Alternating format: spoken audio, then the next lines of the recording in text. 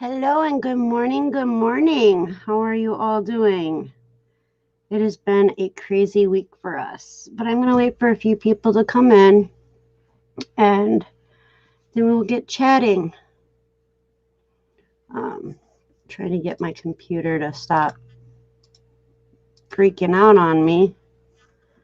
It's not quite running up to par, and I think that's because I left it on last night. Probably help to turn some of the stuff off, huh? Oh, but good morning, good morning. So, like I said, it's been a crazy week for us. Still healing. Hello to the lurkers. Oh, trying to lift my seat up. Hello, Perlini. Welcome, welcome. Good morning. Happy Saturday. Or so Saturday. I've got some bad news that I need to. Oh, thank you. Yeah, I usually have two in the back that are lit up behind me, but I was trying to play with my setup a little bit in the back, but couldn't get it to quite work, so I gotta have Tommy help me figure it out. He's really good with backgrounds. And I do have to paint or put the sheet up. There's a sheet that I wanted to kind of cover up the shelving with. But good morning, Caffeinated Christy. Welcome, welcome. Yeah, it's been a crazy week for me as well. So I'll wait for a few more people. So I do have some bad news. And that's why it's been very, not a very good week. Not a very good week at all. But I hope that it will change. I was really looking forward to today's live to kind of pick me up and not be so bummed out and depressed. Well,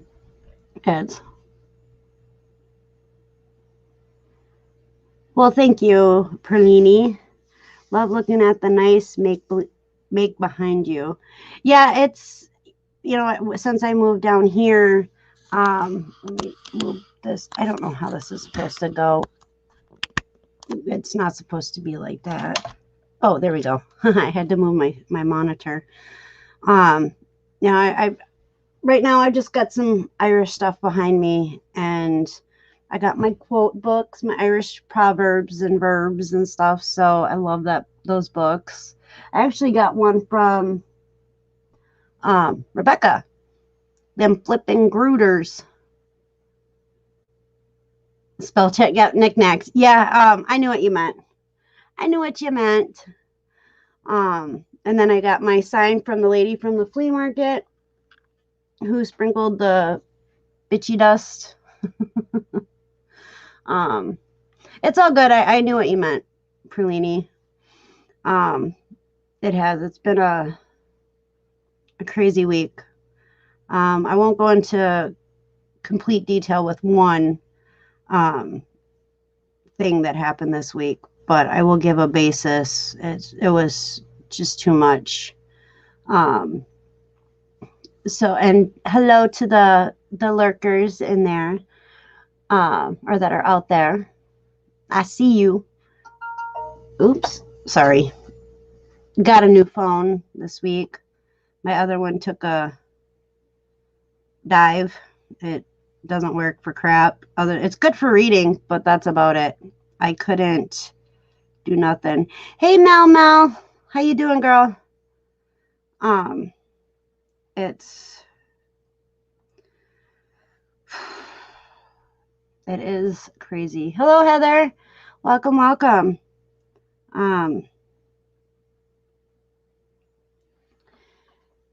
So, this week I had one person and one animal pass away this week. My adopted sister passed away last Saturday. I found out after my live. I actually found out Sunday night that she passed away Saturday. She had stage 4 colon cancer. 10 months ago, she found out she had colon cancer. Now, I just turned the sound down on this thing. Let me see why it's not. Oh, because I'm still learning this phone. She was diagnosed with stage 3 colon cancer about 10 months ago.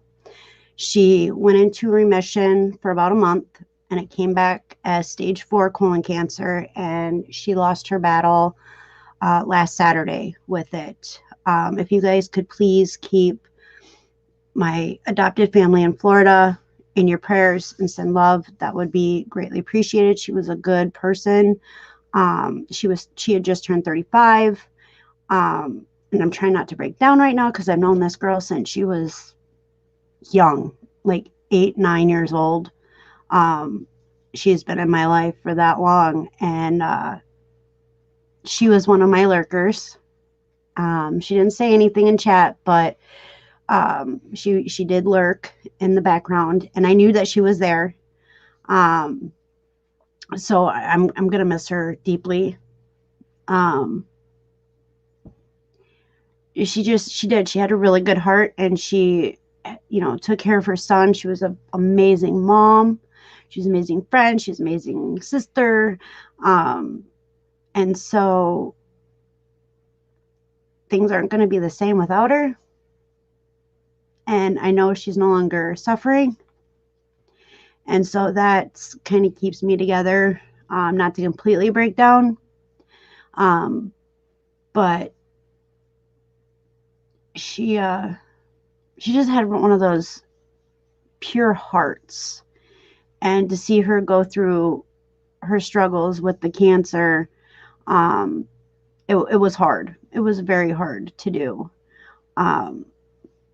So then Thursday morning, we woke up. Now, a lot of you know that we have ducks. We have a ton of ducks, and we've had them for almost 7 years. And we woke up Thursday morning to Shiloh. I don't know how many follow me on my Facebook, but we woke up Thursday morning to him not with us anymore. We don't know what happened, but we know that it was very gruesome. Yes, Perlini, she did. She had a very kind soul. And so now, I have another angel up in heaven. And so, Shiloh passed away Thursday, and our other duck that we have, they were inseparable. And on Instagram, I have a bunch of pictures of them together. They were inseparable. They were mates, and she is not doing good. I'm hoping that she makes it through this hard time, but we don't know. It's still touch and go. We ended up bringing her into the house. She has her own cage, everything set up for her at night to be in the house, because we don't know exactly what happened. I just know that it was very gruesome. And unfortunately, our son, which one of his chores is to make sure they have fresh water and food outside in the mornings, and he's the one that found them. He came in and he was distraught. I couldn't quite understand what he was saying, but he said, what I could understand was that he believed that Shiloh was dead. So I went out there, and I'll never be able to get that out of my head. That really mentally messed me up. And so I'm not going to go into the details of how we found him, but please pray for my son, because I don't want it to traumatize him. And also please pray for Brock, because we don't know if she's going to make it.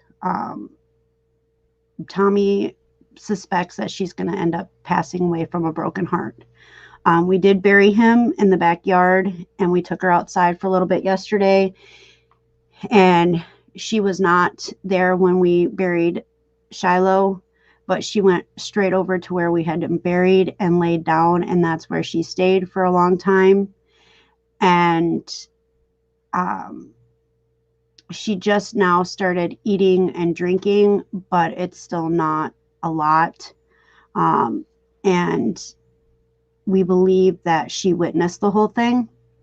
So I wouldn't be surprised if she has PTSD from witnessing what had happened. But I do know that whatever did happen, Shiloh protected Brock from whatever happened. And she's still very skittish. But so I don't know if you guys will be able to see these pictures, but let me pull them up.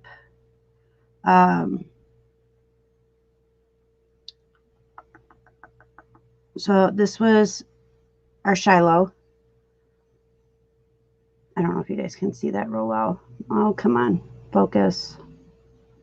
This was our Brock. I wish I could get this to focus for you guys better. And then there they are again with Jaslyn on the chair. Brock is right here, and this is Shiloh. So Tommy, we brought Brock in the house, and Tommy, who has a hard time getting up and down, he actually, you know what, this might be better. Let me see if I can pull up Facebook, because these are on Facebook. Might be easier showing you guys that way. Here we go. He actually got down on the floor with her, because we kept her in the house the first night. We don't know. I mean, we can only speculate, but we don't know exactly what happened.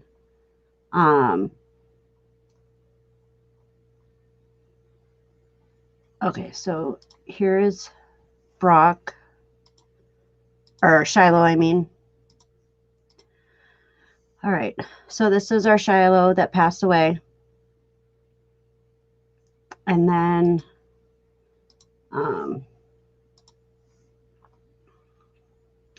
so Tommy got down on the floor with her and was talking with her, and he was able to get this close to her. And she's just looking at him, and she was trying so hard to tell us what happened. And she just, we don't speak duck, so we didn't understand what she was saying, but we tried.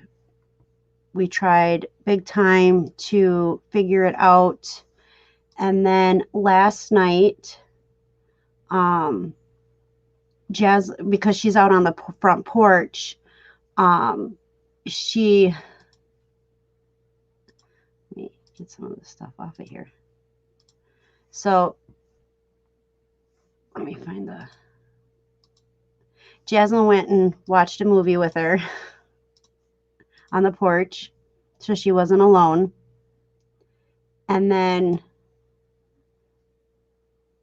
they were watching a movie. I guess she didn't like the movie, so she took her water and sprayed it at Jaslyn to turn the movie off. But then when I checked down before I went to bed, they were both sleeping. And so so yeah, it was hard to deal with losing him, and then losing my adopted sister. So it's been a very crazy week. Hello, Empath. Welcome. So we are showing her as much love as possible. We're hoping that we can get her through this, but she may not make it because he is gone. She goes out back and she calls for him and calls for him, and it breaks our heart. It breaks our heart. Um, Jaslyn, Jaslyn, she she's loved these ducks since they got them. Tom is the one time Tommy didn't do all his research.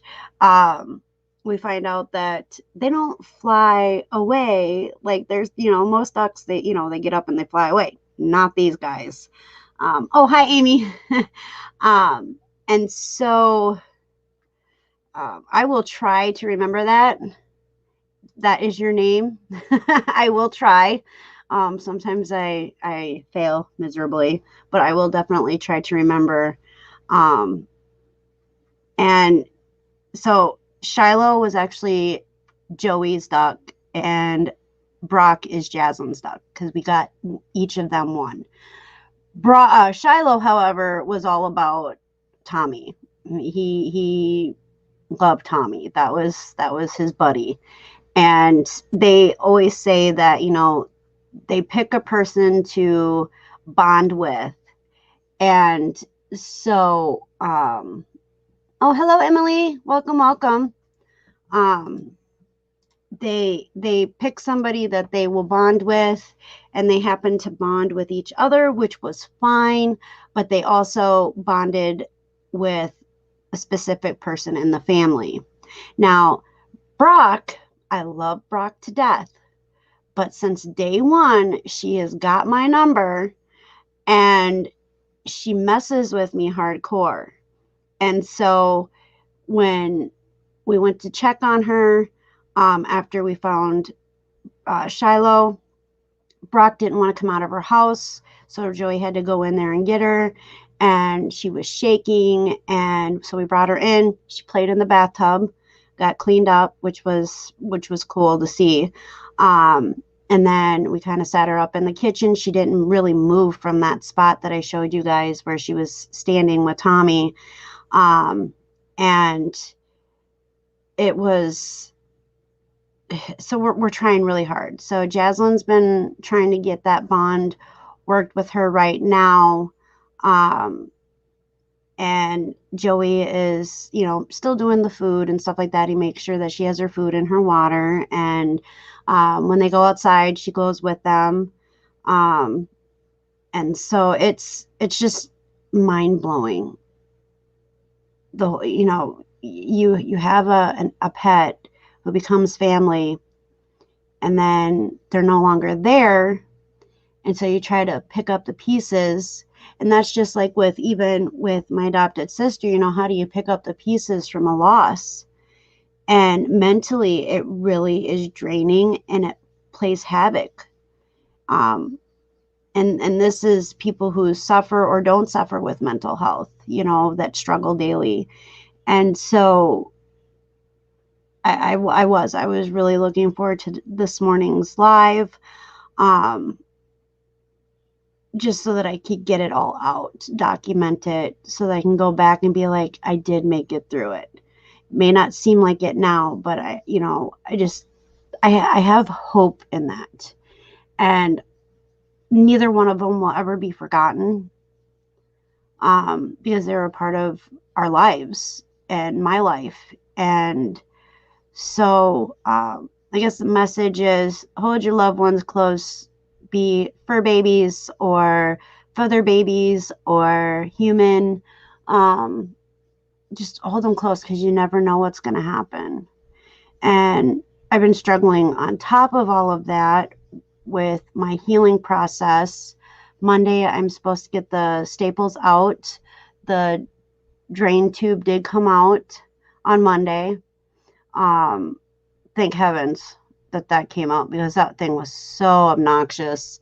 I know it was for a reason, but it was so difficult to move around with it, and it was uncomfortable, big time, very uncomfortable, and only felt a little pinch when they removed the drain tube, which I for sure thought was going to be way worse.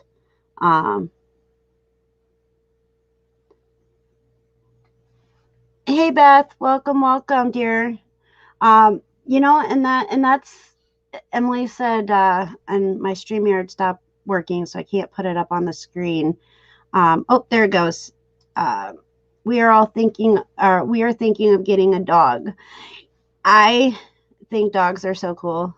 They all have a personality of their own. Um, it like our neighbors. So I informed the neighbors of what happened with Shiloh, just because I know they have little animals out sometimes at night. So I wanted to give them a heads up. Um, so they were very thankful, and they kept apologizing that, um, for our loss and stuff like that, because everybody in the neighborhood knew that, knows them. And the gentleman a couple doors down, when I was letting him know, his dad doesn't come out of the house very often, but when he does, he always liked walking in the, in the alley behind our house, because he was always greeted by the ducks. And so, um, it, he told him, and he was very sad. And so even the police in town knew who they were. They purposely drive through just to say hi to the ducks. And so now we just got to do what we got to do to protect her and go from there. And hold on one second. A loss, no matter what or who, is devastating. Exactly. Exactly. And everyone, if you know Caffeinated Christy, please pray for her and her family. Oh, what's going on? Did you want to come on, Christy? I'm actually going to drop the link in chat for anybody who would like to join today. All are welcome. I will definitely keep her and her family in my prayers. Oh, her husband passed away. Okay, I thought that's who that was that came through my newsfeed. I wasn't sure though. Christy, if you need to talk or you need a shoulder to lean on, just know that you are able to contact me, and we'll chat. I'm here for you if you need anything, for sure. And much love and prayer sent your way and to your family's way. Oh wow.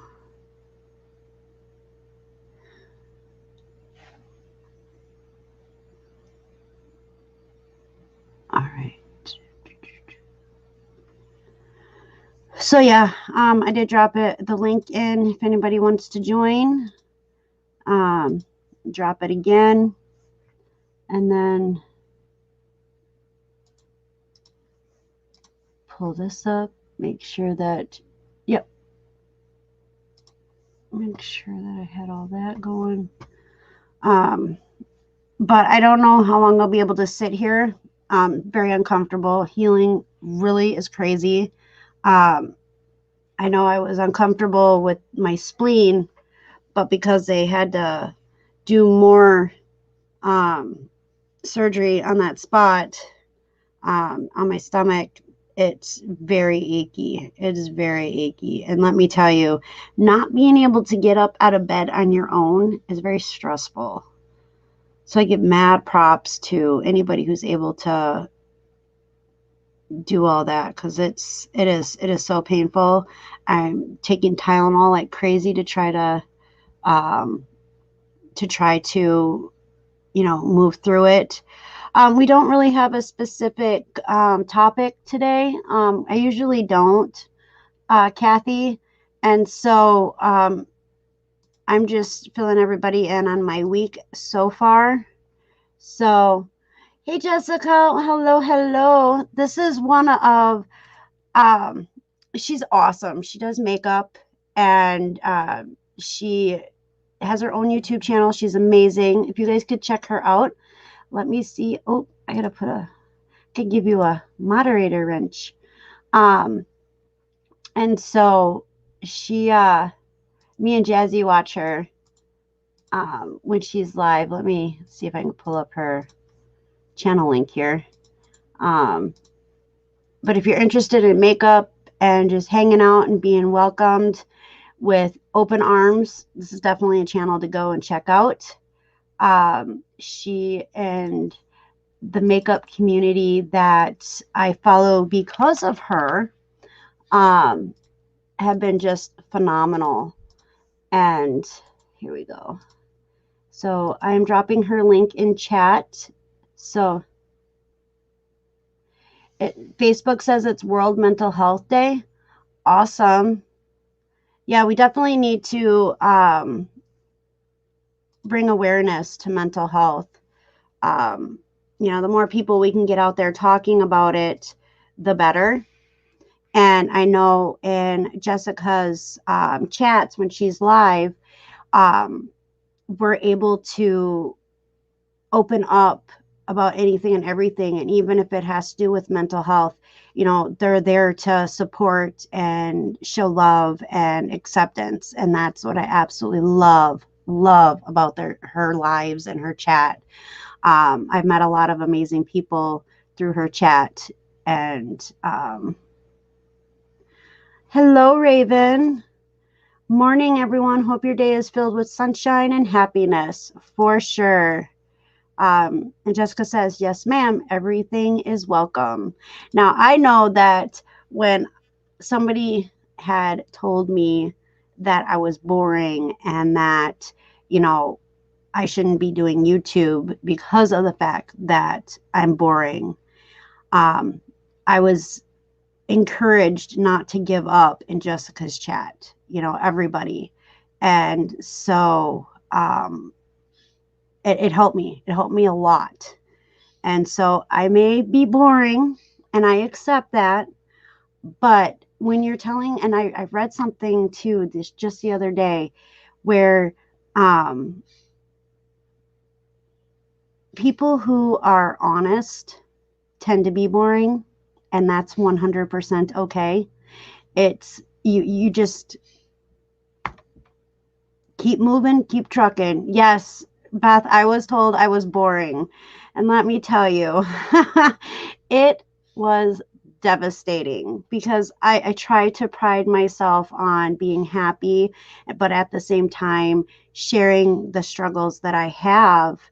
And it's sad that,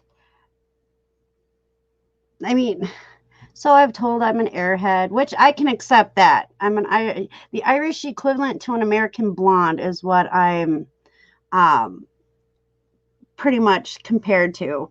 I don't have blonde hair. I do have red hair. But there are some things that I don't understand, and there's some things that I don't get, and that's okay. I'm learning as I go. And so it's crazy. It really is. But if I get boring, just let me know. Hi, how are you? How are you doing? Let's go this way. I'm doing good, hon. I'm sorry. Well, anyway, I got the dogs out. But couple of things before. You're not boring. First time I've been to your live, and you're right. The quiet ones and the quote boring ones are the ones that share truths to help other people. And those that have those opinions are the ones that are fighting those truths. It's not anything I say that's a truth, but how it resonates. And I think we react to what people say. Yes. If we react in a negative manner, we need to look at ourselves. It's not something you said, it's something within me that I need to work on. And I'm very sorry about your feather baby. I have 4 dogs, so mine are fur babies, but I'm sorry about that. I get just information. I'm not a psychic by any means. Love, love, love. Yep. And she will do well. And you're doing well. Yeah.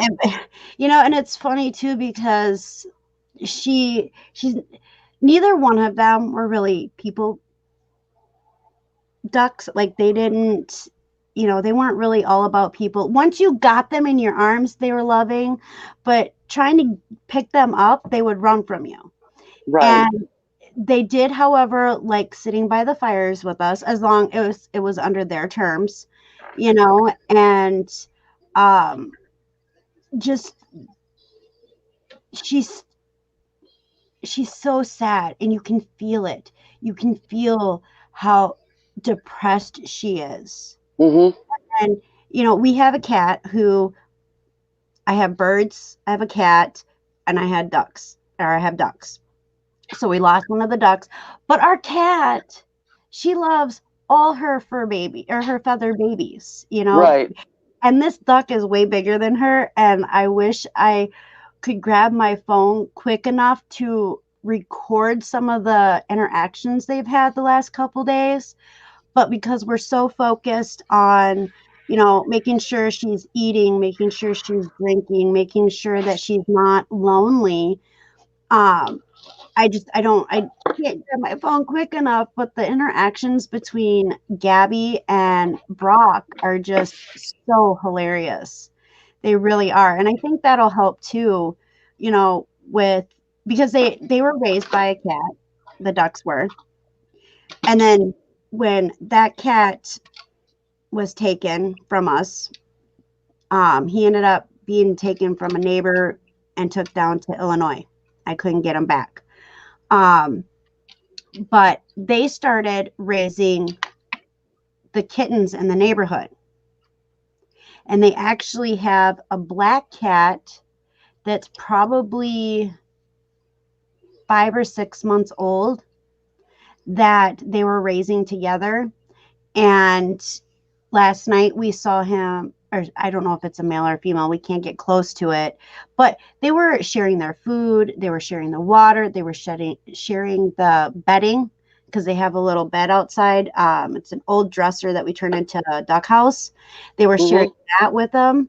And last night we saw him run across the street, and we are suspecting he was in the backyard looking for the ducks because those are his parents. I mean, it's and so it was really heartbreaking to see. Hello, Heather. It was heartbreaking to see the cat run from because he couldn't find, aka his parents. And Aw. so I want to try to get close to that kitten and see if I can get it used to humans so that it can be with mama duck. It's weird. Our animals are not traditional animals at all. They all think they're human, yet they all think they're a cat or a duck or a bird. It's really weird to explain how they are. Most And animals will adopt any family. yeah, Doesn't matter, really. and and Bellfire, which was the cat that raised Brock and Shiloh when they were babies, he just all of a sudden did it. We were kind of a little nervous how he was going to react to them when we got them, but when we would take them out into the front yard, because our front yard's not fenced in, but our backyard's fenced in, he would watch them, and if they would go near the sidewalk or the driveway, he would herd them back into the yard. And so Aw. it was the greatest thing to see. And then when he disappeared, um, they kind of looked lost. But then all of a sudden, in a very short time, all of a sudden, we were having all these baby cats in our backyard, and they were raising them. So I'm not sure if the ducks think that they're cats or if they're humans or if they're both, because they took very good care of all the little kittens that we had in our neighborhood. And if one looked like it was sick, it would like baby it and get it back together. I mean, these ducks were so amazing. My animals are just not normal, and I love the fact that they're not normal. They're very caring, very loving, and I'm just hoping, my fingers crossed, I'm hoping that she makes it through this. And like I said, Jaslyn's with her. Jaslyn slept with her on the porch last night, had the kennel door open. So if she wanted to come out and curl up with Jaslyn, she could. Um, and Jasmine slept right in front of the cage so that she knew she wasn't alone. And I went and checked on him this morning, and Jasmine was passed out. and Brock, she was all like, and I'm just like, how do you sleep like that? Like, both of you look very uncomfortable. But they were pretty happy. Brock actually was eating and drinking, which is a big good sign. It's a good sign in our eyes that she's at least eating and drinking a little bit.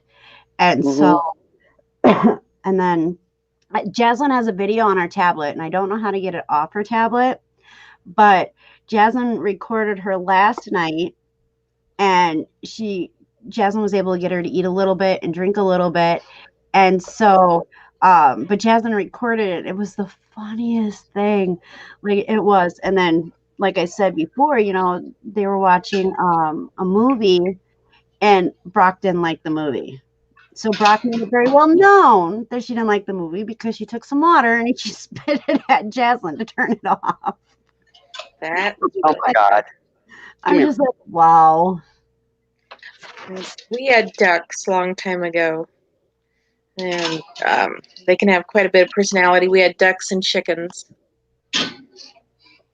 And I have chickens now. I'm just walking around. I don't want to get everybody dizzy, so sorry. It's all good. It's all good. And that's the thing.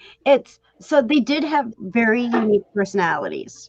Now, if a male came into the yard and we picked up Brock and we let him hold her, he would protest a little bit, and he would, not be happy that another male was holding his girl.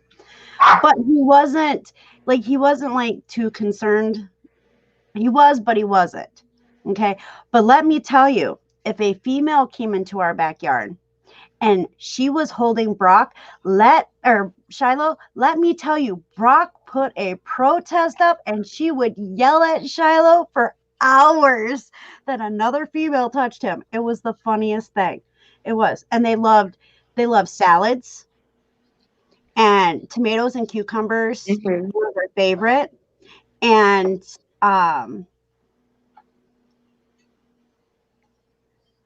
okay, Raven, yeah, I'll have to see how her tablet's all set up, because I'm not sure how Tommy's got it set up. I know it's parental advisory, where you got the parental locks or whatever on our tablet. So I'll have to look into that, Raven, for sure. We lost. Yeah, she'll be back, I'm sure.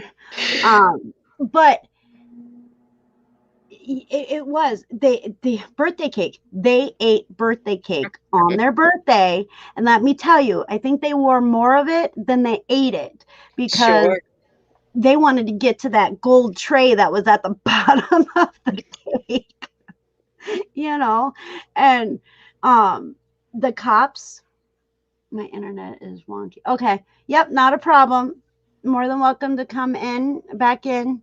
Let me know if I need to drop the link again. Actually, I'll drop the link again for anybody else that would like to come in as well. The cops knew them as guard ducks because the cops would patrol the back alley. And anytime they would come through, like the first couple times they came through, the ducks, they would stand up, puff up and flap their wings and rah, rah, rah, and the cops would get a kick out of it. So they were known as the guard ducks. And we found this out when we were talking to one of the police officers in town. And he was like, oh, you guys are the ones with the guard ducks. And I was like, I guess so, if that's what you guys call them. So we had 3 ducks, and then but we ended up with 6 chickens. Or no, started with 4, 6, ended up with 4. 3 of them were hens and 1 was a rooster. And the Drake duck, he would protect me from the rooster, because the rooster was mean. And so I'd carry a broom so I could whack the crap out of it. The rooster was Randy, and the duck was Aquajet. And I like the name. And so yeah, the ducks were very funny, and they would lay their eggs in the hen house, alongside all of the chicken eggs. And then we had a chicken who would sit on all the eggs, so we'd have to bring her in the house so she would be able to change her mind and get her, because they get broody and then sometimes they don't eat and drink enough. And so, yeah. And if you're thinking, man, eggs are getting expensive, I'm going to get chickens and have my own eggs. Having chickens is way more expensive than just buying eggs. Yeah.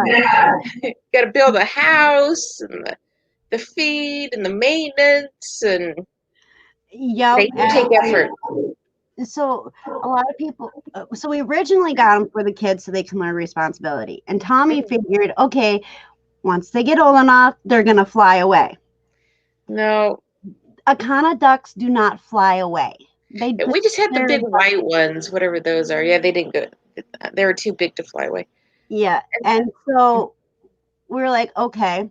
So then we were like, the doctor told me that, I should try duck eggs and see if that helped with my stomach, because if I eat chicken eggs, I end up with severe stomach pains. Dwayne's the opposite. He cannot eat duck eggs for nothing. Oh, really? So, it was weird. So I was like, okay, well, I can handle eating duck eggs as long as, go from there. They never laid an egg. Not one egg. Ours did, yeah. And like I said, Dwayne, he's so allergic to the duck eggs, we just would end up throwing them away. Oh, wow. Yeah, see, ours never laid eggs. So for a while we thought, okay, maybe they're both girls or maybe they're both boys, and that's why they didn't lay eggs. Well, I was talking to somebody who has Akana ducks and is a duck person, and they're like, no, the colorful ones, like Shiloh was, are male. The plain Jane is what Brock is. Now, a lot of people get confused because their names. So Tommy had picked out Shiloh for our male duck. So I was like, all right, I'm going to pick Brock because, it's a guy name, but I want to confuse people. And it did work. It did work for a long time. And so they were spunky together. They were inseparable. There was never a time where if you saw one, you didn't see the other one right next to him, mm-hmm. and vice versa. And they were both able to hear Tommy's truck from at least 5 minutes away. They knew the sound of Daddy's truck. And I didn't know this until I was home one day and Tommy had left and he was coming back, and I didn't know he was coming back, but they went right straight to the fence and they started quacking. Well, that's what they do when we show up, when we come home, is they would always come to the fence and they would always greet us and quack and stuff. And I was like, oh, I got to watch this. What is going on? So I looked, I didn't see Tommy. 5 minutes later, he pulled up into the driveway. And I was like, they sensed him. They knew he was coming home. Holy cow, that's crazy. And then Tommy also had a whistle that he can only do to call them. And if they were like in their little homemade house or in the backyard sleeping, if Tommy would whistle this specific whistle, and I can't do it because I can't whistle for nothing, they would start quacking and come. They came when they were called. And at night, so our bedroom window, the way our bed is, we have a bedroom window like this, okay?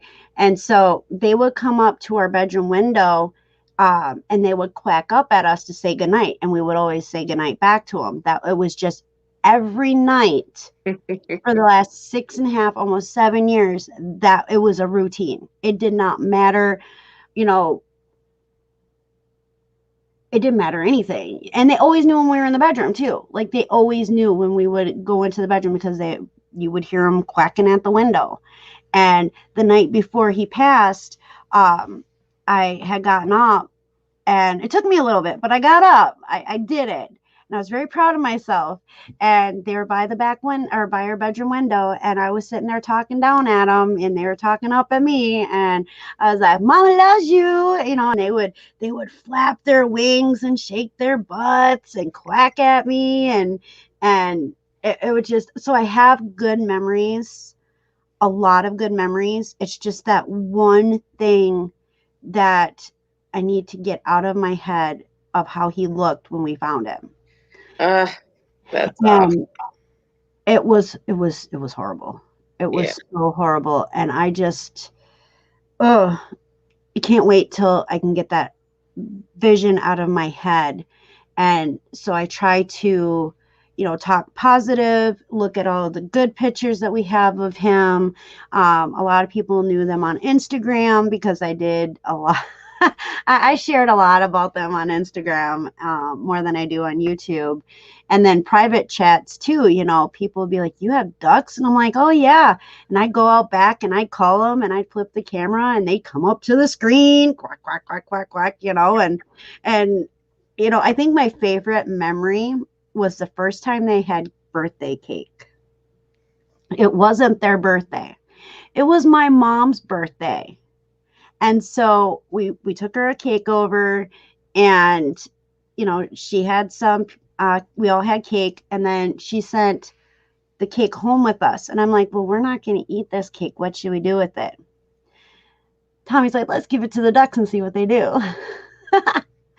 Man, Shiloh had it on his head. He had it on the back of him. He had it everywhere. That's funny. And here Brock was trying to eat it dainty. And then when she saw that Shiloh had it all over, she was like, yep, I'm done being dainty. And she just pigged in. And it was so funny. That's like one of my favorite memories of them That's together. cute. Is the first time they ate birthday cake, and it was my mom's birthday. That's very funny. And they were a year. I think they were a year or close to a year, because they were a week apart. We got them from the same lady, and they were awesome. I mean, they really were awesome together. And I know she's gonna, like, I'm praying. I can't say I know. I'm praying that she's going to get through this with us being with her and not letting her think of it. Because if you think about it, when you have a married couple that's been married most of their lives or been together for most of their lives, and one passes away, if you don't help that person through it, the spouse usually passes away shortly afterwards. Within a year that Yep. happened. And so that's what happened with my grandma and grandpa. My grandpa passed away, but her friends refused to let her be depressed and sad. So they went and they kept her busy for the first year, almost 2 years, actually. Now that I think about it, it was almost the first 2 years after his passing. They kept her busy nonstop. So the only time she had for herself to grieve was at night. And I mean, they had been together for years. And she took care of him. Every day she was taking care of him. And so now, my grandma is healthy and strong, and, she's very independent. And it was because her friends took the time to not let her grieve 24/7. And so I think that some people it helps. Other people, I'm not sure. I just can go based on what I've seen. Yeah. And so at night, or not so much at night because as it's only been a couple days, but Brock is not left alone at night. During the day, she's able to go in the backyard, and that's, I think, when she does most of her grieving. And then because she will go and lay on his grave. Mm-hmm. And she'll be there for a while, and then we have to bring her in, and then she's not left alone 24/7. And so I'm hoping that helps. I'm hoping, fingers crossed. am very, very far behind in chat, and I apologize. So let me quickly catch up. Perlini says, it's been hard on me. I lost my dad 21 months ago. I feel empty, but I push myself through the sadness I feel. Exactly, you know, and I'm really sorry to hear about your dad.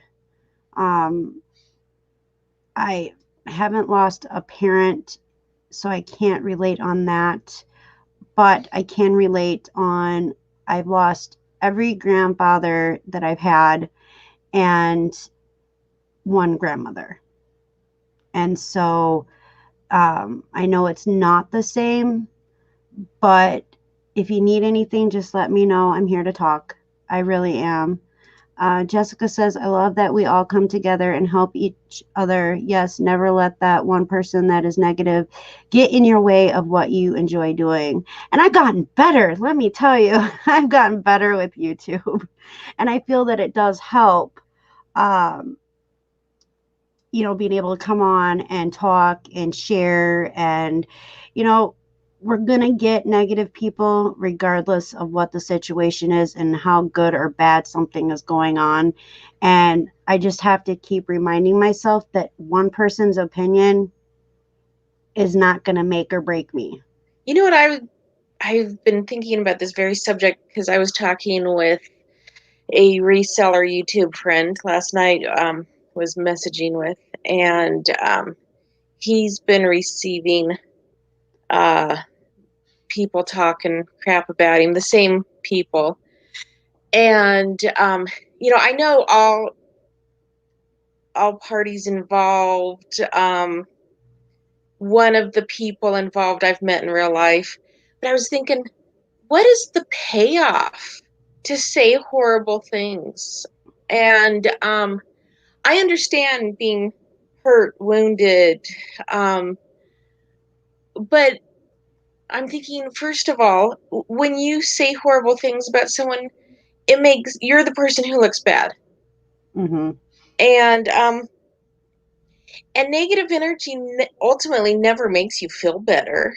There's those initial moments if you're mad and you have to blow off the steam. And you're just Right. like, I'm so pissed. I have to talk about this. That's when I call one of my sisters.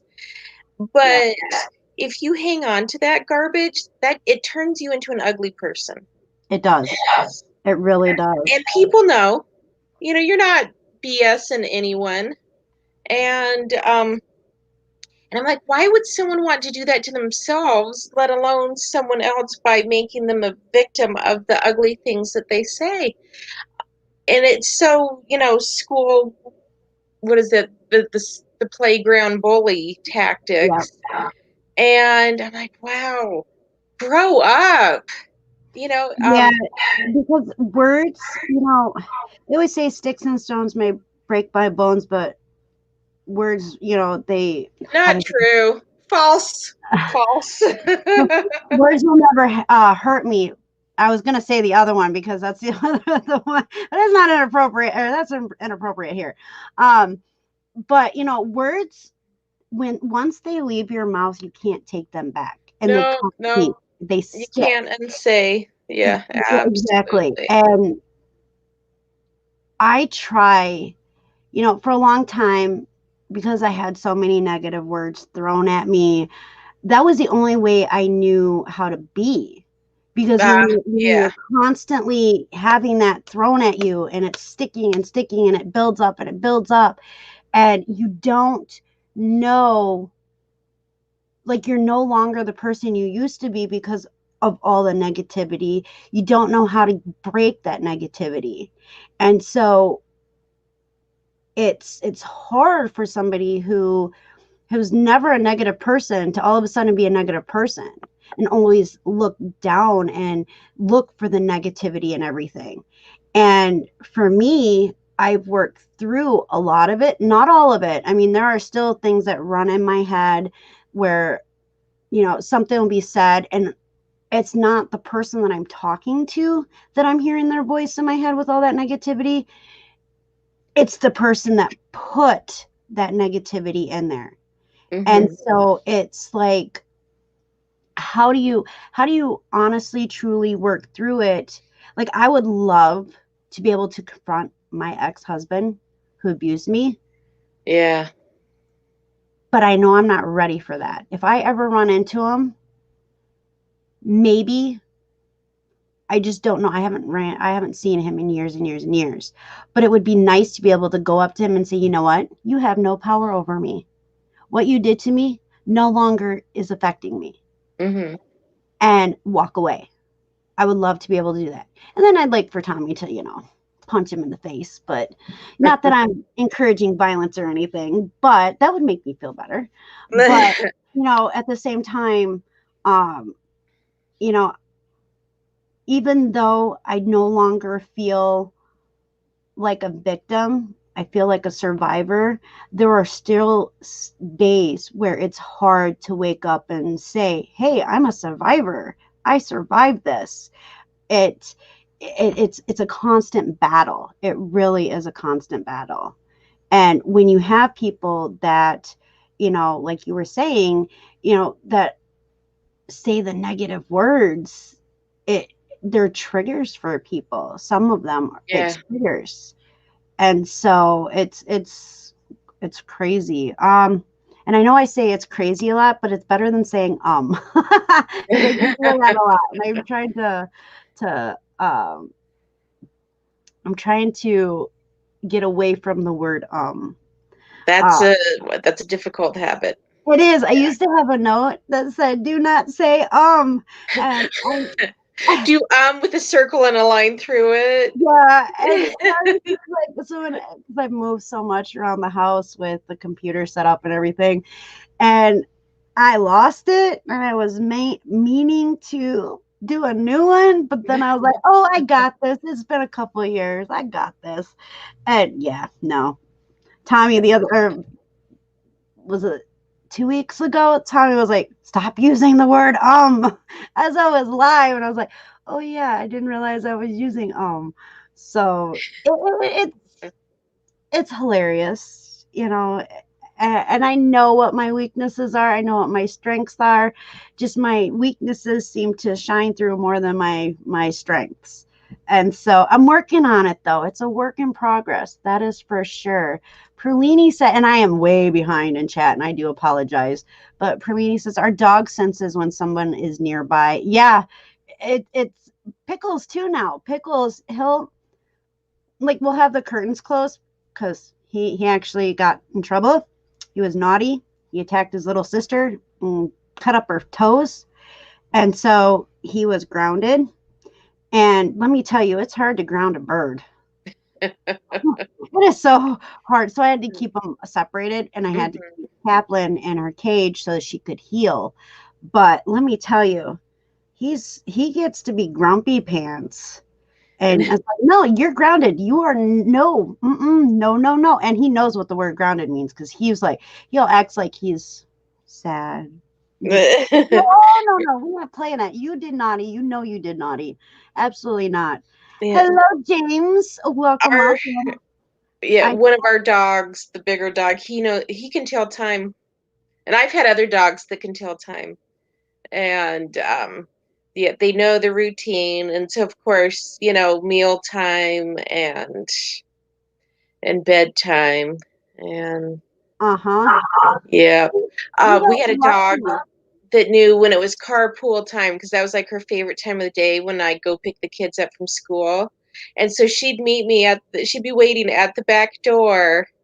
And she was, I don't think we're ever going to recover from the loss of that dog. But, and then it's always, that's it, no more pets. And right now I am so done with pets. I've had pets my entire life. I've had a lot of pets. And all of my pets are just driving me crazy. We have an old cat. Well, older. I've had older than what she is. She's 15-ish. But my kids could tell you exactly how old she is. But anyway, she's lost her marbles and she won't come in the house. And living in Utah gets cold. So I guess I'm going to have to put her down. And I'm just like, and because she won't come in voluntarily, And if you bring her in, if you make her come in, then she'll pee on something. And so. So you go back outside. He felt And he used to knock stuff over. He didn't pee. Thank heavens he didn't pee in the house. But when he was an indoor-outdoor cat, so he would come in at night, and Wisconsin, we get snow. And then during the day, he would come out. He would wake us up by knocking something off the dresser. yep, One that's time the he cat almost for knocked you. off the TV, and I was like, "Yep, you're going outside." Yeah, that's true. And probably one of the funniest is so Mama, she was born in our garage to her mother was homeless, but she had her litter in our garage, and then she died, and she got hit by a car, and then oh, that was a crazy moment in life. I had a Canadian duck that somebody, or a Canadian goose, excuse me. It was a baby. I didn't know what it was, and then when I found out, I had to take it to the bird rescue because you can't keep them. Right. But and I had 8 kittens. I ended up with 2 litters of kittens with no mothers, and had the Canadian goose. So they all lived together, and which was good because the Canadian, his baby fowl, they do need protein, bugs and stuff, and so he would eat the baby, the kitten food, the canned kitten food. And so anyway, Mama's the only one left, because we rehomed, and some died and disappeared, and this was 4 houses ago too. Um, but we didn't realize what a jerk she was because she just spent her time outside, and then when she started slowing down, she was in the house more. We're like, man, you have a crappy personality. We had no idea. But then we have Jem, my daughter's cat, who she only loves my daughter's boyfriend. She's decided that's the only person she cares about. And so she is completely obsessed with him. And then there's my son's cat, who is a feral cat that her mother dropped her and her brother off in our garage. So we got them fixed. And the brother disappeared. I'm sure he got killed. And so she moved in the house. And she's still feral, but she lives in the house. And she never goes outside, which is really funny. Because Jem, she'll go outside. She doesn't leave the property. Oh, I saw that. The trying to move when you're in pain. That's so awful. But and, oh, so painful. And I've had those awful. But this cat, I've never even pet her before. She only lets Jeremy pet her, and she'll attack him, just randomly attack him. But she thinks that he's one of her litter mates. And then we have the 2 dogs, and I'm just like, when these pets die off, I'm done, man. I am so done. Yeah. Yeah. So the ducks, they have an average lifespan of 10 plus years, and they're 6.5. And so I want to try to keep Brock as long as we can. But as soon as she passes, she's going to be buried right next to Shiloh. And then we have the parakeets, which their life expectancy all depends. Some say 6 years, some say 20 years. So, oh wow, I did not know that about parakeets. Yep. And so they're in the parrot family. And so I was like, okay. Yeah, and I know large parrots can live like 50 years, can't they? Yeah, Mr. Pickles is 40. I did not know. No wonder why he can get so grumpy. He just turned 12 on 4th of July. July 5th, actually. So he just turned 12, July 5th, and he's ornery. He's a grumpy old man, and I'm still the only one that he absolutely loves. And when I get upset with him, let me tell you, he sulks. He sulks. He tries to pretend like, he'll be like, lie you. And I'm like, I love you too, Pickles, but you were naughty. And Mama doesn't play that game. And he'll squawk, and then he'll turn away from me, and I'm like, You want to give attitude, Mr. Grumpy Pants? We can give attitude. And, you know, he is talking more, and he's doing so much better. Although he did have a grumpy day, his grumpy days are less and less, which is a good sign. But he had a grumpy day, and he got a hold of Kaplan's toes. What a turd. And he knew, because as soon as I saw the blood, I was like, Tommy, I need you to help me here. And he went and hid in his cage in the corner. He knew he knew, he knew he was in trouble. And you could tell that he felt bad. Like, I don't think he was trying to be malicious about it. It's just that she was by his food, and she was in his cage, and he was very ornery, and it just didn't mix well.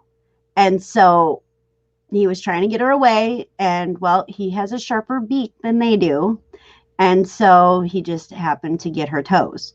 And so they are healing now. They look, one toe is like really big. I was like, you have a deformed toe, dude. You have a deformed toe. And she just looks at me like, okay, you know, like, I don't know what you're saying, Mama, but okay. And but I today they were finally able to come out of their cage because she needed to heal. I did not want her to break open her wounds, and she healed pretty quickly, actually. And so once the kids came back after my surgery, Jasmine cleaned up the cages and stuff like that. I tried to clean it, but just having surgery was not fun trying to bend down and clean. So I tried to do as much as I could. Tommy tried to do as much as he could. But when Jasmine got home, she took the whole cage and she scrubbed it down to make sure if we'd missed anything and stuff like that. And let me tell you, because Pickles is a monk, or AKA Quaker parrot, they live 40 plus years. Macaws, you actually have to will to somebody in your family because they will outlive you. And they live between 80 to 120 or 130 years. So they're like tortoise. Yeah. Is it tortoises? Tortoisei? What is the plural for tortoise? Tortoises? I don't know if that's right or not.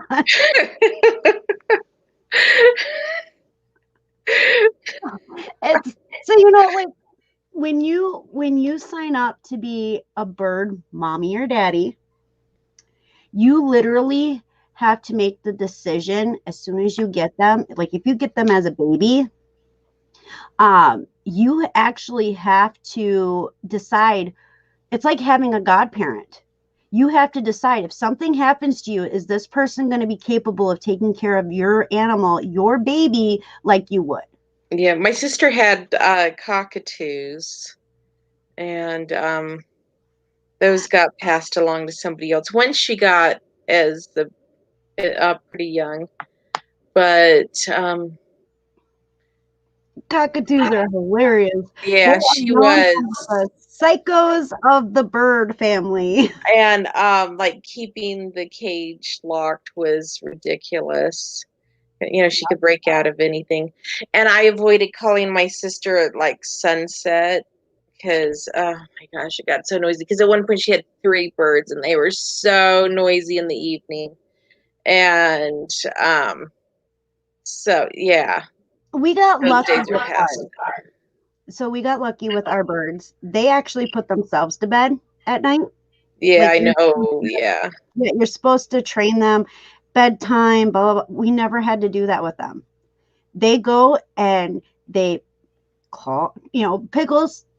I'll see if I can try to get it recorded. But Pickles, most of the time I miss it because usually, I'm there. But if I'm not there, I miss it. And he will climb into his cage. He'll shut his own door. And he'll go up on his perch and he'll go to sleep. Parakeets are doing that now. Oh, good. Close the door because it's a big door, but when they had the cage with the little door, they would tag team and close the door after they got themselves in and put themselves to bed. And I was like, oh, these are the easiest birds ever. And yeah, Tommy grew up with birds. exotic birds. And they had a bird. I wish he was here to tell me what the name of this bird was and what kind it was. I don't remember. But they couldn't put even a lock on the cage because this bird would break the lock. That had really strong beak.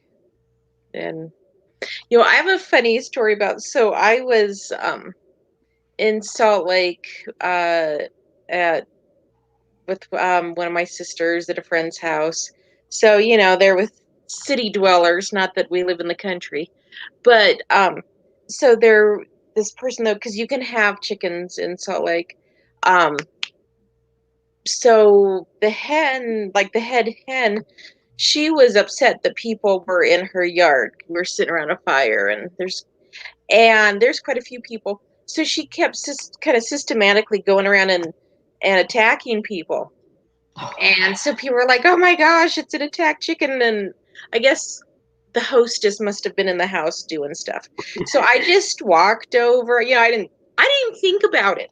I just walked over. I picked up the hen. I put her under my arm because you can put them in a hold where they know that I can't do anything here. Yeah. But they're safe. And I took her to the coop. It's this big coop. Put her in there. I told her, "You stay here. You go to bed." And when I came back out, and she did, and when I came back to the side yard, everyone's like, "Oh my gosh, you saved us!" And like I said, I hadn't even given it any thought because I didn't kind of think before. I'm like, yeah, living with city folk or hanging with city folk here, and they don't know what to do with a chicken. We live right on the outskirts of town, and so when the cops know you because you have guard ducks, it's pretty hilarious. Yeah. I like Shiloh. I could go and I could pick up and not have to worry about him, taking his beak and pretend like he was going to get me. Brock, on the other hand, even now, I go to pick her up and she's all like, trying to get at me. And I'm like, yep, I'm done. Done. So, did you see that Emily says it is tortoises? It is okay. And then Emily tortillas. And yeah, Animals make, I've noticed that animals can drive us crazy. Oh, they can. But at the same time, they give us amazing stories, amazing memories to share. Yes. Yep. Even though we're done with them sometimes. Yeah. Once she has no more animals, she's done. But I have a feeling she'll end up with another one. And yet Dwayne's dog is so neurotic. I'm like, we just need to get the dog high and keep him that way. The dog's so nervous. I told Dwayne, I'm like, you need to go get him on anxiety medicine. He drives me crazy. They make what is that? CBD? Yeah, we have CBD treats. I would have to give the dog a whole bag of them. I don't know. He's right here. That's what I'm looking at. He's here on the floor. He's actually asleep at the moment. But this dog, he's a terrier. He's about 50 pounds. He's got terrier in him. He's got sheep and dog in him. But he's so neurotic. He makes the 7-pound poodle look calm. That is how neurotic he is. And we adopted the poodle. Well, I don't go out and get pets, and they find me. But the poodle, he's a little bit older. He's kind of ornery, but he likes me. But I tell Odie that I had to get an emotional support dog to handle him because he makes me so nervous. It's kind of funny when you have an animal who is supposed to be your support animal, and then you have to get another animal for that animal for support, and it just becomes this big old domino effect. I know. And then the dogs don't necessarily they don't. Charlie, that's the poodle. He doesn't like Odie, probably because Odie's so nervous. And yeah, Charlie, what is he, 9 now? We've had him for a couple of years, and he'd been a part of a 6-pack of poodles, and he'd been the bottom of the pecking order, and now he's laying here on the bed with me because he and the other poodles had their part of the house they were kept in. He was supposed to be a show dog. He's not show dog quality. I don't know what show dog quality is, but I know he's not it. And so But he's your show dog quality. and he's not very smart, but when you're 7 pounds and you have a brain the size of a peanut. Yeah, like, so we were told that because of the coloring that Brock and Shiloh has, they could be show ducks. Interesting. Yep. Very interesting. So the kind of ducks, there's only like 1,500 in the United States. Okay, and so that makes them rare. What makes them rarer, is that how you say it? What makes them rarest of all? Yeah, rarest of all is the coloring, because most of the time they're black and white. Okay, but Shiloh had chocolate brown. He had a little bit of lilac, not much. I mean, you had to really look to see the lilac. He had royal blue, and he had emerald green. Oh, cool. Throughout him. So anybody who has ever seen those color changing cars when they drive by, that paint, that kind of iridescent kind of that's what, when Brock was in the sun and you would walk around him, or Shy, when you would walk around him, that's what he reminded us of, was one of those paint jobs on a car, that chameleon paint jobs. Well, Brock, oh boy, Brock has lilac and a very tad bit of chocolate, but she has the emerald green. So she's got the emerald green, a lot of lilac, and then very little bit of the chocolate brown. And that's what makes them so rare, is because of the coloring, because not all of them actually have those colors. And so we were very blessed to be able, when we picked them, that's what we ended up with. And it did help that when we stuck our hand in there, they're the ones that came to us quicker than the rest of them. So that's, that's how we ended up with them. Those two specific ones, and they were a week apart. Shiloh was Shiloh was a week old, and Brock was 2 weeks old, Brock was a week old and Shiloh was 2 weeks old. That's what it was. And so when we got them, they were orange. Like, they were orange. Yeah. And so we were like, I thought these guys were supposed to be like white. And Tommy's like, give it time, give it time. And sure enough, within 6 months, they started changing into the white and the chocolate brown. And because at first we thought it was just the plain old black and white duck. And so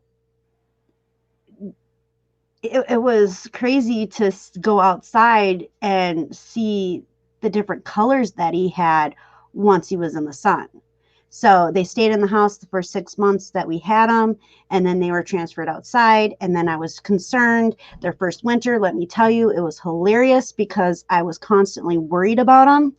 But Akana ducks survive in -50 below weather. Oh, wow. Yep. And every January, let me correct myself, every January it gets warm here, so the snow and the ice melt, not completely, but it's enough to be puddles and stuff. Sometimes we'll do a February thaw here. Yeah, our back walkway, it's kind of sloped, so they turned that into their own personal slipping slide. Oh, cute. And so, I mean, they are very hardy. And so we're looking for possibly getting another Akana duck for her so that she can take care of it. Since they take care of the kittens, why couldn't she take care of another duck, And so, I don't know. That one's kind of up in the air. And so Emily said, it is work, Des. Trust me, diligence and consistently replacing those negative with positive. You won't feel it at first, but after rewiring those self-beliefs, you will find yourself healthier. Working on it a ton myself. Yeah, exactly. We have to keep ourselves in check and work on ourselves constantly, for sure. Let's see. Hello, fun things to do. Sorry, not been for a while, dealing with the crazy world right now. Oh, aren't we all? Aren't we all? But thank you for showing. I appreciate you being here, and it's nice to see you again. So, yeah, everything's crazy going on now, but right now we need to band together, especially if you struggle with mental health. We have to be there for each other. It's just, it's hard, and it makes it harder when you see all the stuff going on. So, um, let me think of how you say it. Wauwatosa, I think is how you say it, outside of Milwaukee. The last couple of nights, there have been riots and looting there. Um, and so, because of a decision that was made in an incident, and so it's, Tommy's been watching it at night, and it's, I can't like be around him when he's watching it because it just brings too much negativity stuff for me, too much of a bad vibe. So I'll ask him every once in a while, so what happened? And he's like, oh, people were getting arrested last night. And I was like, or tonight. And I was like, good. There's a curfew. They should learn to follow the rules. And then I have to walk away. But I can't physically watch that stuff or hear it, or it messes with me. And I feel my mental health is already at a crossroad, and I don't want to put no more. So right here, let me see. I'm sitting on my bed, and I have my nightstand next to me, and there it is. Here we go. This is oh geez, a reprisal. I gotta put my reading glasses in. A reprisal. I don't know. Let's see, there's the. Anyway, that's my new medicine. The reason I'm telling you this is because I've yet to start taking it. So I understand, but I got it, week and a half ago. I haven't convinced myself to start taking it. And if someone isn't familiar with antipsychotics, the reason why is because it's an adjustment. It's not like, oh, your blood pressure medication needs to be adjusted and you adjust it. No. Adjusting antipsychotics takes between 3 weeks and 3 months. It can't adjust it. And it can make you better. It can do nothing at all. It can make you worse. Side effects are death, whether you have a bad reaction to it or it drives you to killing yourself. And so it's sitting there looking at me, waiting for me to say, okay, I'm ready to try it. I'm not really bad overall. I try to adjust things kind of in that window of I'm not handling life well, but I haven't hit rock bottom. Yeah. Oh, yeah. If I'm doing okay, I'll hang on to that as long as I can. But no, I'm really curious about looking into doing like, how when we talked about alternative things like microdosing or doing the whole peyote trip, because antipsychotics, they just dull. They don't take the emotions away. They just dull you overall. Yeah, a lot of times you feel like a zombie, and it's like, this is not what I wanted. I wanted to be at least in a normal range for myself so that I can function. And a lot of times those medications, there's no functioning allowed, especially when you first start them. I know for me, I sleep a lot and I'm tired, You and miss out on life. Like one time I slept for so many hours for weeks. And like I said, I've had some make me worse and some do nothing. And so, yeah, no, I need to get looking into finding out if there is somewhere around here, some kind of clinical place that I can try something alternative, because I've tried so many medications. I don't know if I don't remember if I asked you or not. Did they ever do the cotton swab genetic testing to see what medicines would work for you? No, they never have. You would think they would, huh? They did with me. And so they do that, you get like green, yellow, red. Okay. And anything that's in the green column is safe for you to take. That means your body will not react negatively to it. It won't, like, as in like have an allergic reaction or anything like that. And they also have like the highest probability to work. The yellow is like, it'll work. Maybe not. Yeah, it'll work, but there might be some side effects, some severe side effects. So you have to kind of outweigh if the side effects are worth trying to take it. And then you have the red where it's like, don't give this to them because they're going to have a bad reaction. It's going to be destructive for them.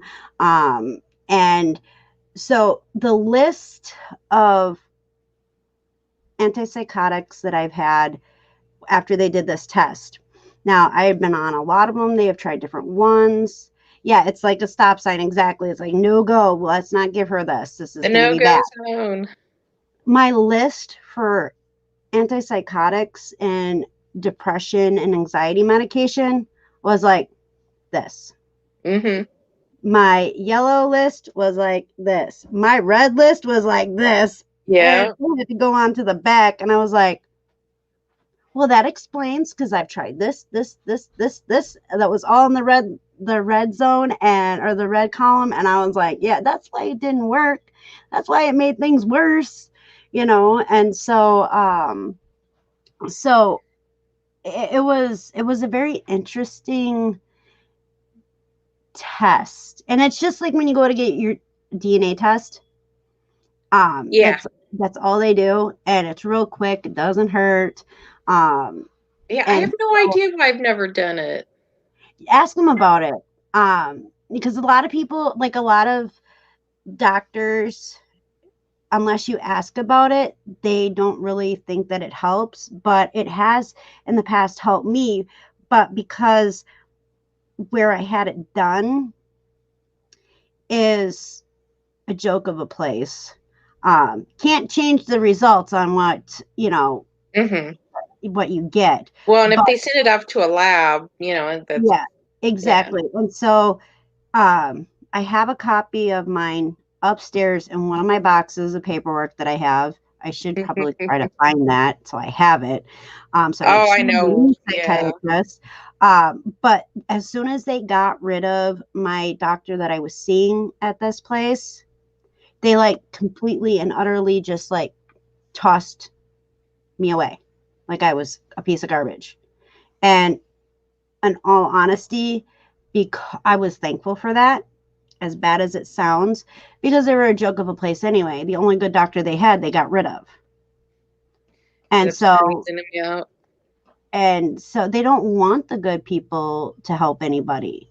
They want crappy doctors to keep writing prescriptions after prescription to, keep people zombified.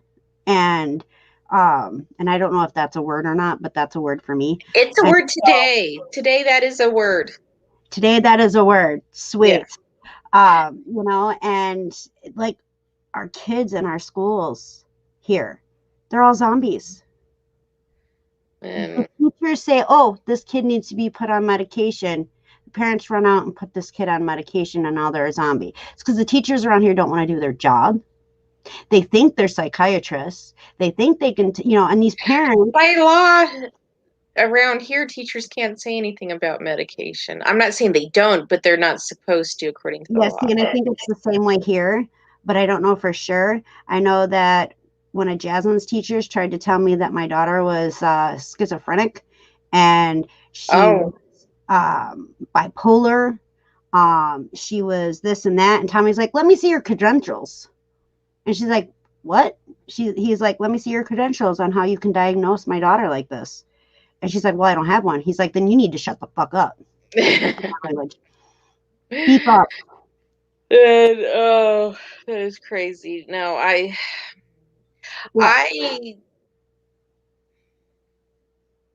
you My know, bad.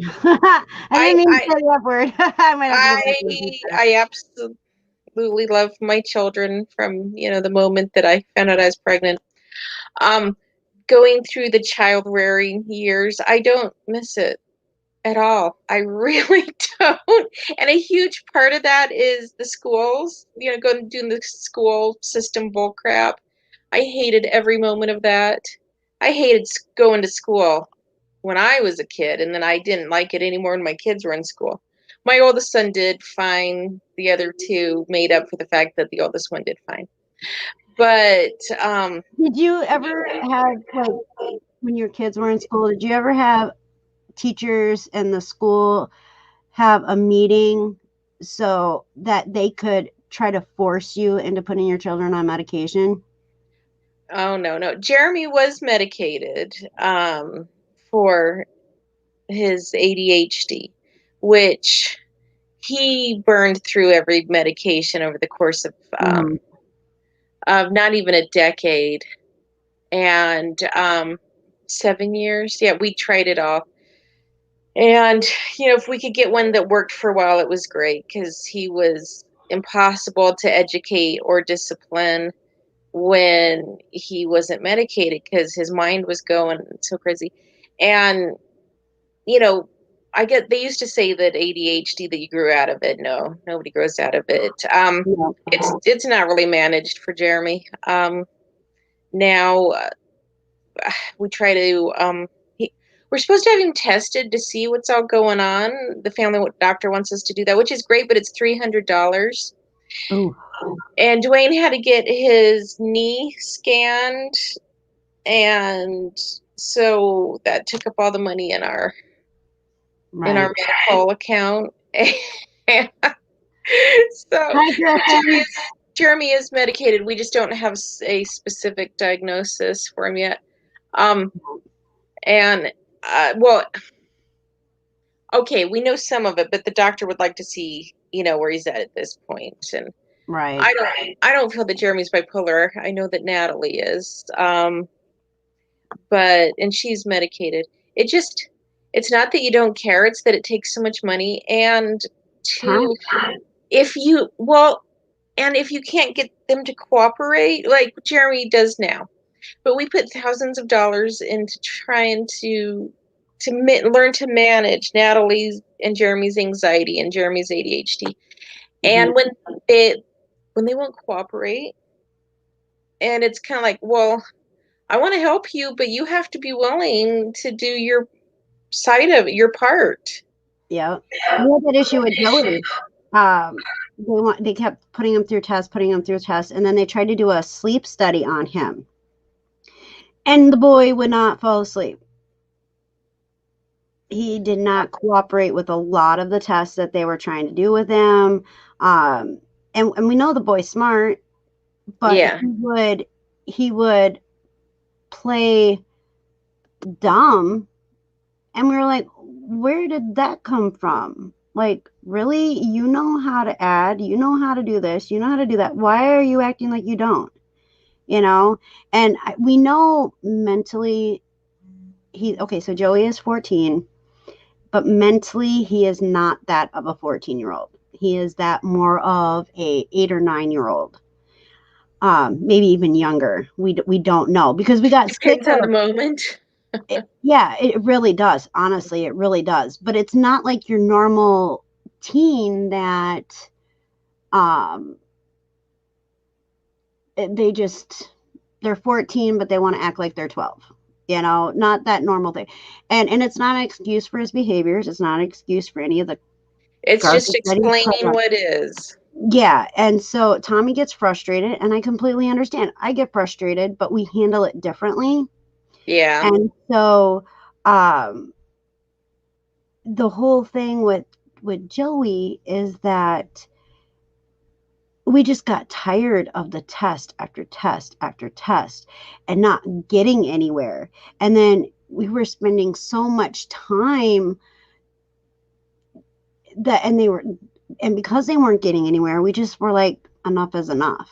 You know, you Yeah. need to, Yeah. I'm hoping that he will catch up eventually to the age that he's supposed to be. But in the meantime, we have to we struggle to get him to do what he's supposed to do. And he's got ADHD. We know he's got ADHD. We also know he's got anxiety. We also know that his brain is never always like we will never know what's going on inside of his head. Yeah. And so it would be nice to be able to just spend a few minutes inside his brain to see exactly where his thought process is, because it's so confusing.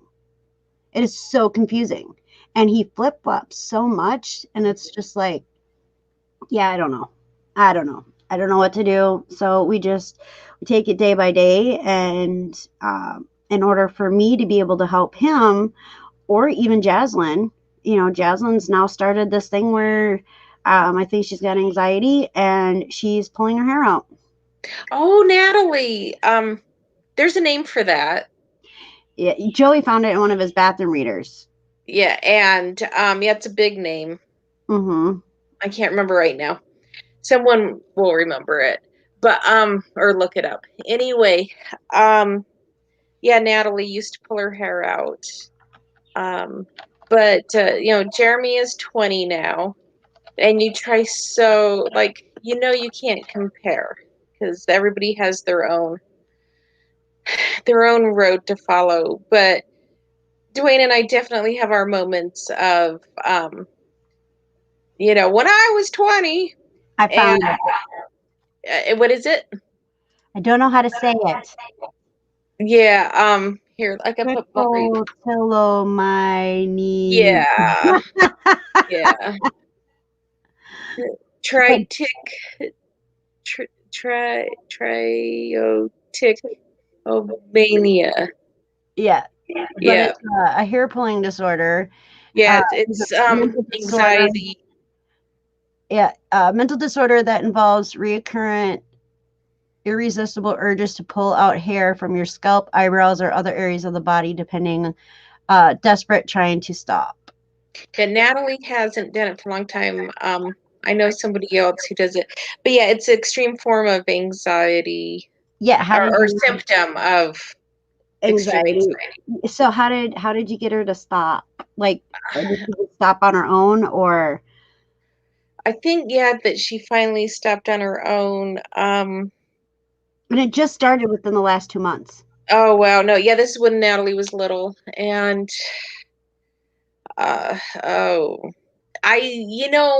another thing is, it's like, what could I have done differently? And it doesn't matter.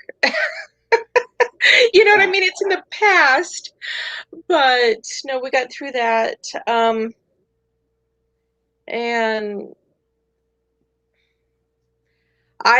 there's part of me that I'm like, sorry, I passed the bipolar on to you. I didn't know I had it.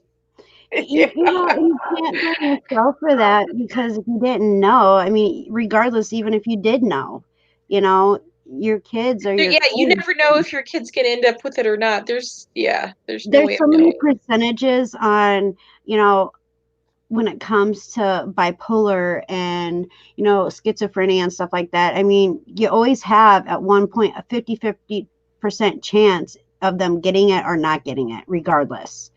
And so I know there's some mental health disorders that get passed down, and then there's others that don't.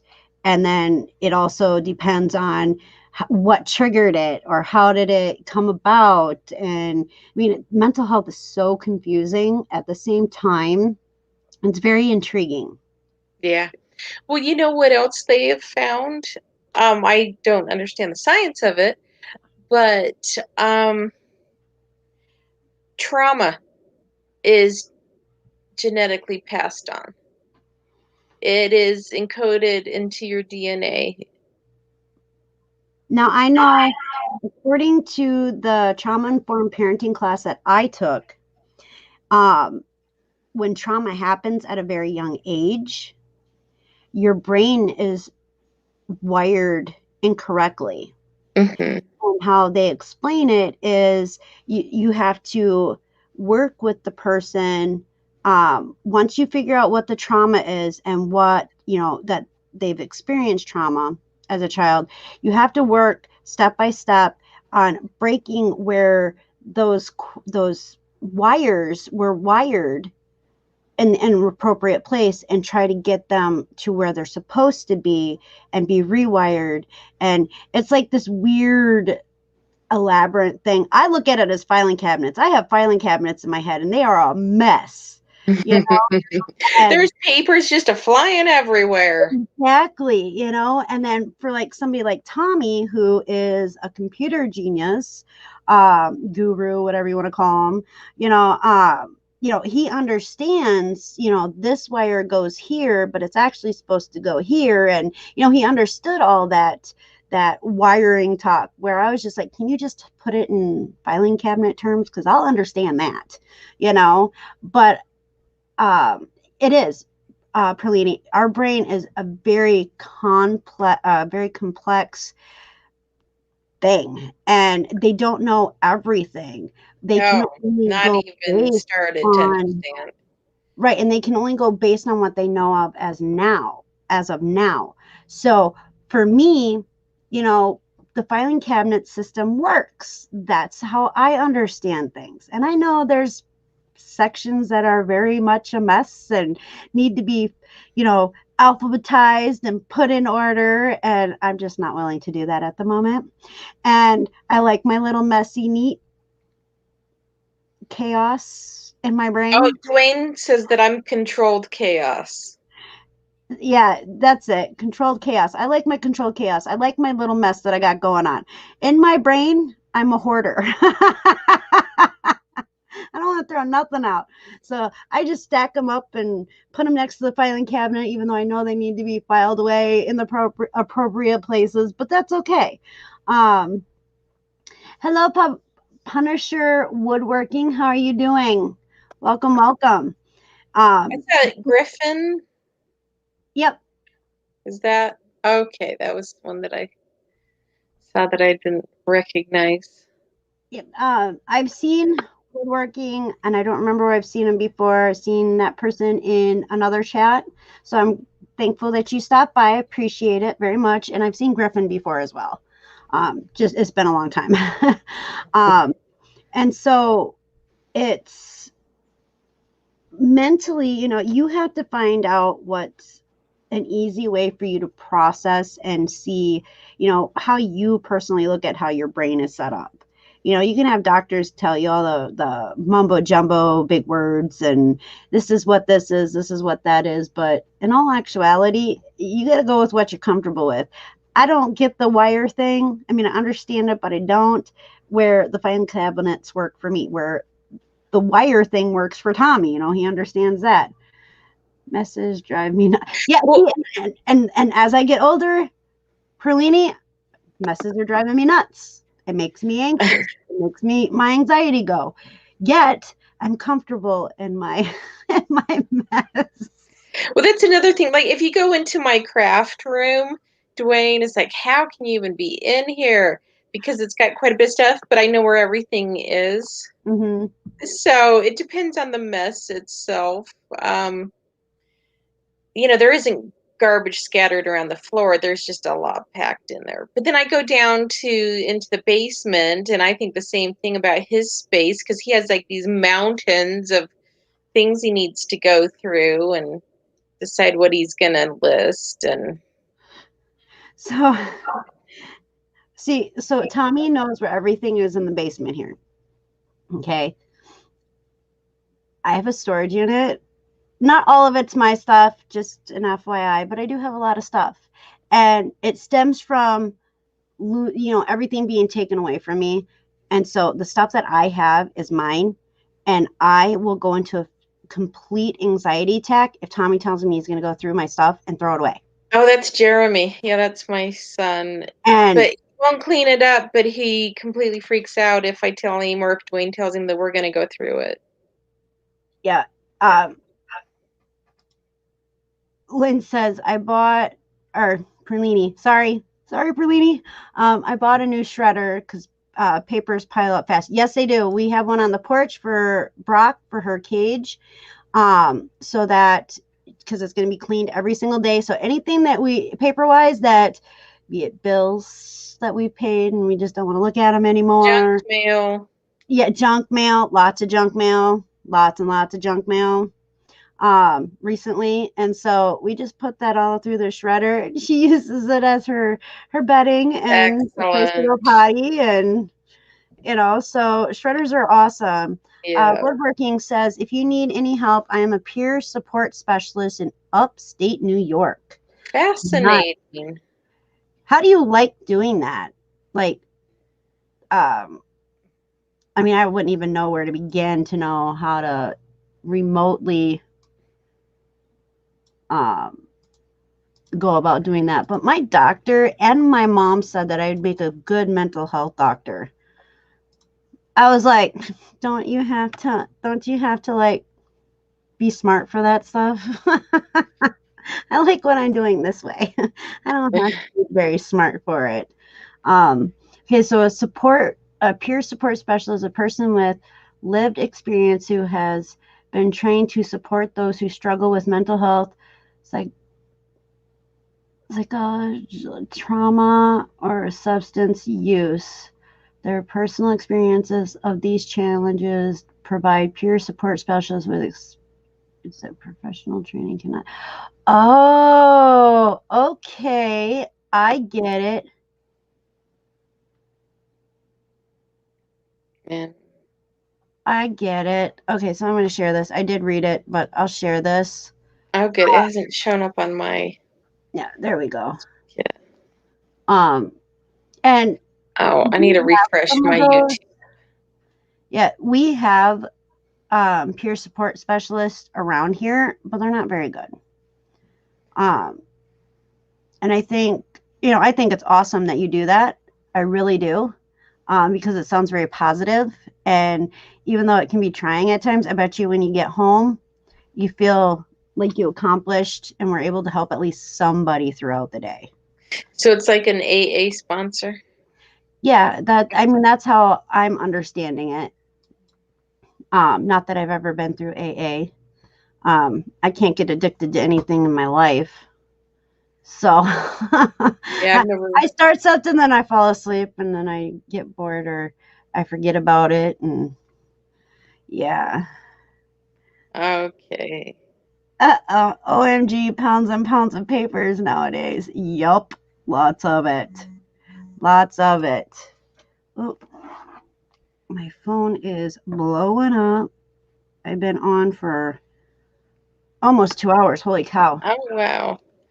It didn't feel like it, but I'll be feeling it in a little while. I'm going to go take a towel, take a hot shower, let my muscles relax, and let me tell you.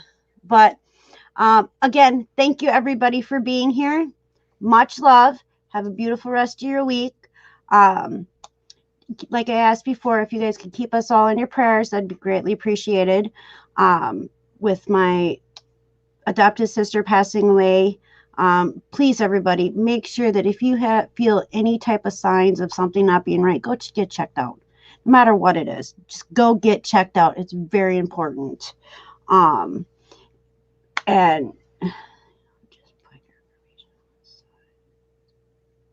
wait, what? Okay, Polini said something. They don't just put your information on one side, it's everywhere. Yeah. What is it? Papers. Oh. Papers. And with that, I think we're going to head out.